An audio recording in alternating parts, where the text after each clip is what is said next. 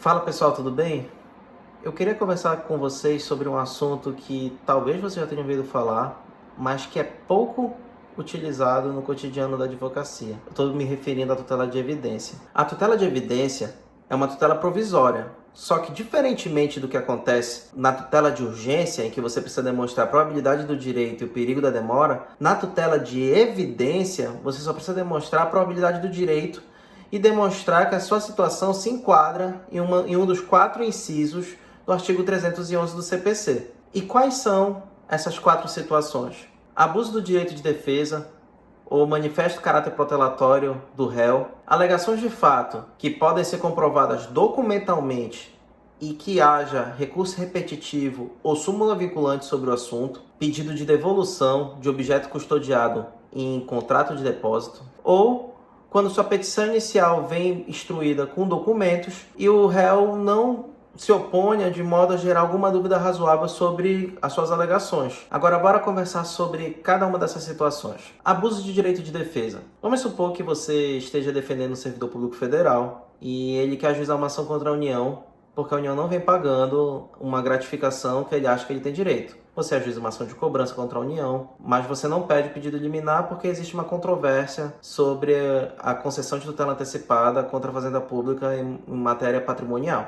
Aí o juiz manda citar a União vem, apresenta uma contestação, sem pé nem cabeça, totalmente genérica, alegando exceção de competência, faz um pedido reconvencional que não tem nada a ver, e você aparece apresentando uma réplica, dizendo que não tem nada a ver aquela contestação, que ela é puramente genérica, que a questão de competência não tem fundamento, o pedido reconvencional muito menos. A União vem, se apresenta uma manifestação, ratifica os termos da sua contestação e do pedido reconvencional. O processo vai concluído para o juiz para que ele faça uma decisão de saneamento do processo. Vamos supor que nessa decisão de saneamento, o juiz rejeite totalmente aquele pedido de reconvenção e aproveite para fixar os pontos controvertidos, delimitar os fatos onde vão recair as provas, delimite ou fixe o ônus probatório, e, enfim, instrua o processo. A União, insatisfeita com isso, ela apresenta um pedido de esclarecimento, que cabe, está lá no CPC. Ela apresenta um pedido de esclarecimento ou de ajuste, o juiz nega, diz, olha, eu não tenho nada para ajustar nessa minha decisão. Contra essa decisão, a União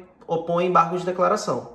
O juiz nega. Contra essa negativa, a União opõe de novo embargos de declaração. O juiz nega mais uma vez. Contra essa decisão, a União interpõe um agravo de instrumento. Nesse agravo de instrumento, ela comunica origem e faz aquele pedido de reconsideração. O juiz nega o pedido de reconsideração. Contra essa negativa de pedido de reconsideração, a União interpõe novamente embargos de declaração. O juiz nega. Depois dessa negativa, vamos supor que a União apresente uma exceção de suspeição do juiz. Aí você olha, claramente a União está protelando nesse processo, ela está abusando do direito de defesa. Eu vou ser cansado dessa situação, peticiona, requerendo uma tutela de evidência para que aquela gratificação seja imediatamente implementada no contra-cheque do seu cliente. Esse é um caso de tutela de evidência por abuso do direito de defesa. Agora, claro, se se trata de abuso do direito de defesa, você nunca vai poder pedir essa tutela de evidência em caráter liminar. Ela tem que sempre acontecer no curso do processo. Vamos agora falar sobre o segundo inciso. Segunda hipótese, alegação de fato comprovada apenas documentalmente e que tenha julgamento em recurso repetitivo ou súmula vinculante. Situação: você defende uma criança que recebe alimentos. O desconto dessa pensão alimentícia é no contra-cheque do pai, mas não tem havido desconto no 13º nem no terço de férias. Você tem como comprovar isso apenas documentalmente. Então você ajuiza uma ação requerendo que essa pensão alimentícia incida também sobre o 13º e sobre o terço de férias. Esse assunto já foi julgado pelo STJ em recurso especial repetitivo, no tema 192. Aí o juiz pode liminarmente lhe dá essa tutela de evidência, para que a prestação alimentícia incida também sobre o 13º e sobre o terço de férias. Terceira situação, devolução de objeto custodiado fundado em contrato de depósito. Isso acontece muito em auto de infração.